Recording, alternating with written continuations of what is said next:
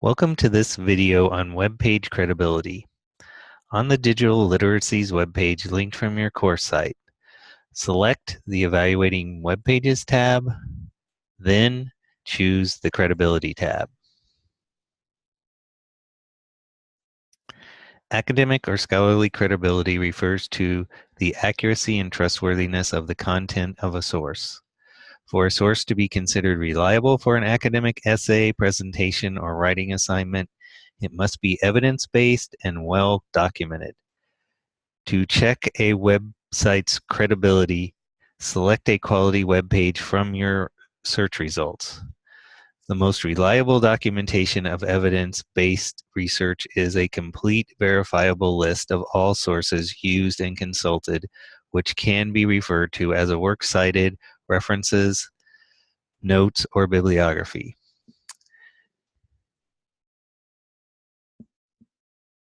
As the chart on the credibility page indicates, most credible web pages typically have a brief in-text citation in the body of the text. That's represented on the left-hand column. These refer to the complete description of the source at the end of the web page containing the complete documentation list, commonly referred to as a works cited, references list, bibliography, or endnotes. And that's referred to on the right-hand column. An example of such a study would be this. And if you scroll through this document, you will notice that within the document, they have many in-text citations,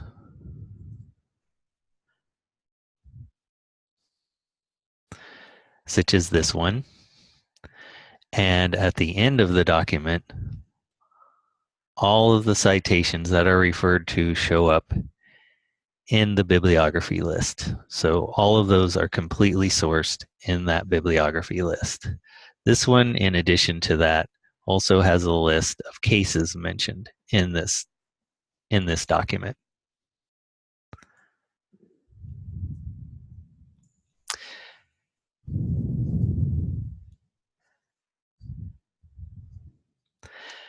Consulting and identifying research studies, certified experts trained to evaluate research is also acceptable proof of evidence-based claims made in credible sources. An example of such a document is this newspaper article from the Washington Post. It talks about a study by a verified expert, and in the article, it does talk about not only who that person is, John Villasenor at the Brookings Institution and a faculty at the University of California at Los Angeles, and also refers to many citations and charts from that study in particular. So again, it's a verified expert, and it also shows examples from that study and talks about it. It does not, however, at the very end of the article, have a full documentation list. One thing that you do want to keep in mind is that links to related or similar web pages, like say for instance, like this, read more on this topic, are not considered a complete documentation list.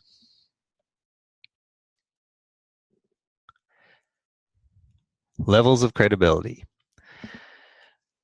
Most credible web pages contain a complete documentation list at the end of the document, as we had seen in our example.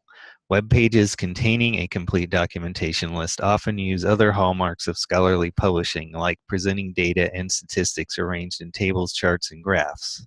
Again, note, links to related or similar web pages are not considered a complete documentation list. Credible web pages, again, as the example that we referred to in the LA Times, refer to research studies and consult experts who have done research and who are trained to analyze and synthesize research results in a particular area of study.